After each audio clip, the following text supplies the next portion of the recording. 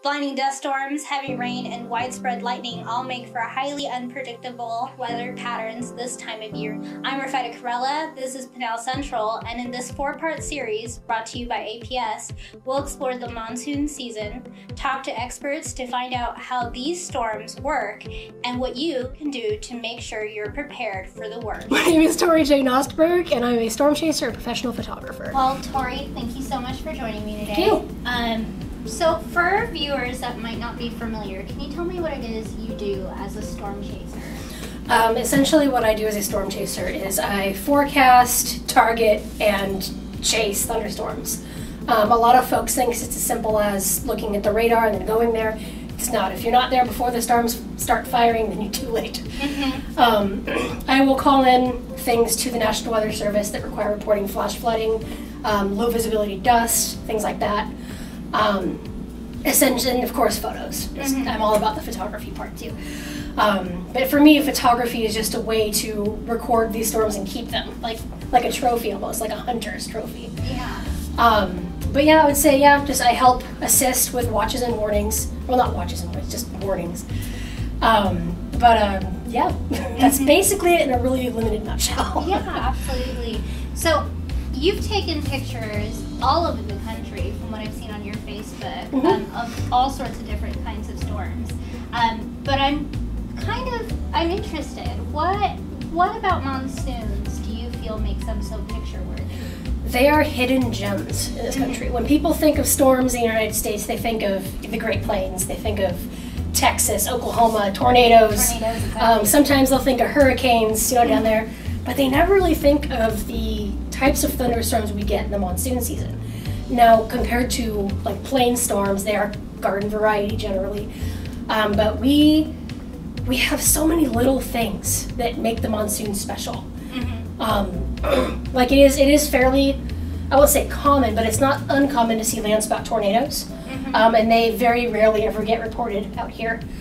So to capture one of those is a total treat. Also, we get incredible lightning.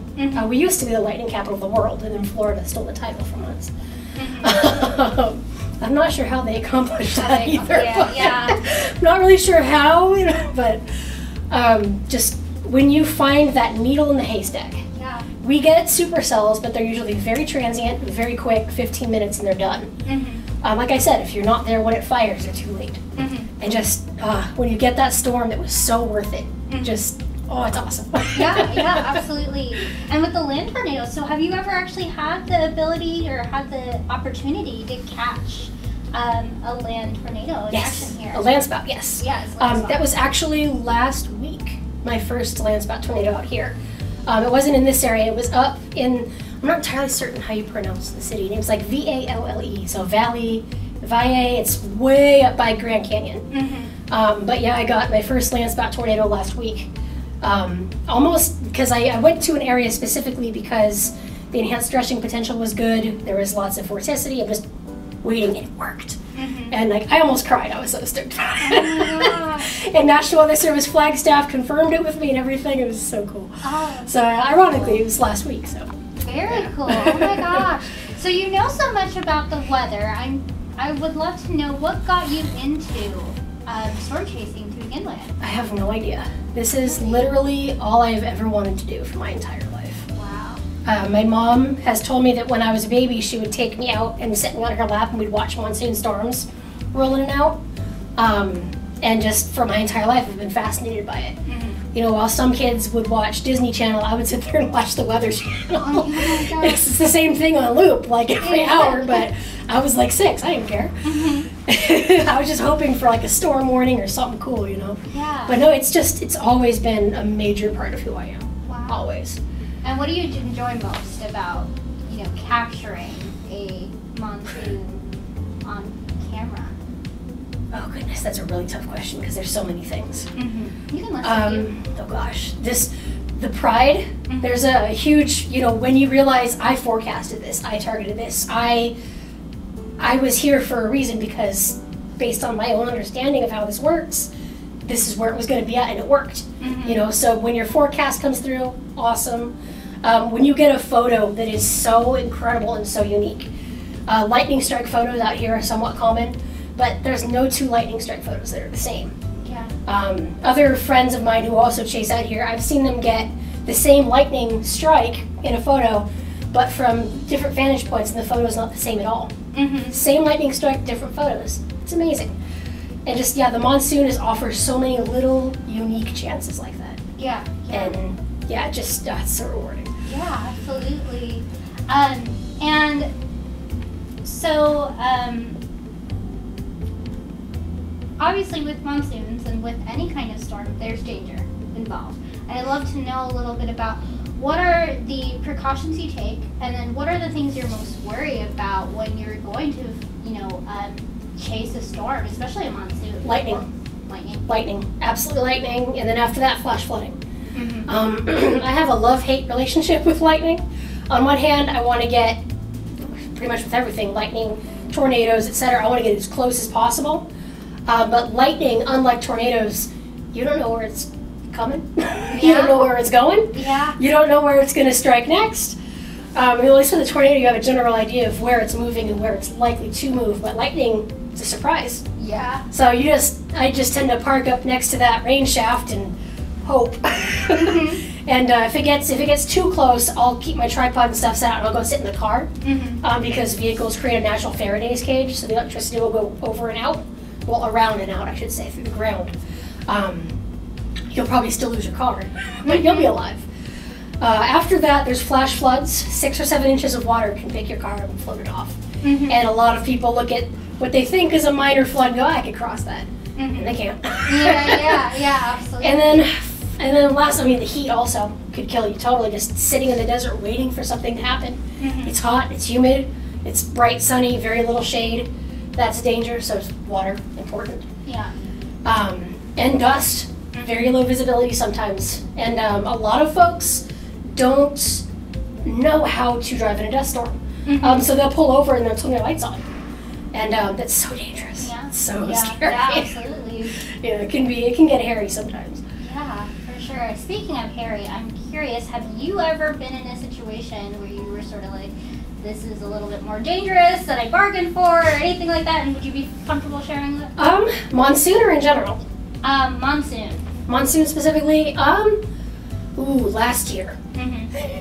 I accidentally, I was done chasing for the night. I was exhausted. I'd been driving, 11 or 12 hours, just literally all over the state. I went from, the 93 all the way down to, this area, way up to Buckeye again, and just, it was... But at the end of the day, the storm popped up, and I was like, okay, I got him. So I go to it, and the lightning is insane. And I was sitting, I have my car parked, and I was standing outside my car, kind of leaning against it, watching the storm.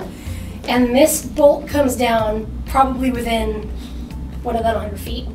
This comes down, I could smell the ozone. Before it even really came down, it's like my body had already reacted to it already. Because as it struck, I was already going like that. It was so loud. I felt it vibrate my ribs. Oh my gosh. and then it happened again. And then it happened again. And I was like, okay. So I got in the car, just rolled the window up, but I still sat there and I was recording. And I actually have that video on my phone. This lightning strike struck super close, just off camera, and knocked out all the power to the block that I was sitting on. And one of my chasing friends sent me a screenshot of this app we use called Radar Scope that shows lightning strikes. It was my little GPS dot showing where I was, and a lightning strike right on top of it. And he sends me that, and he's like, you almost died! Oh my god! And of course, after it's over, I'm like, yeah, let's do it again!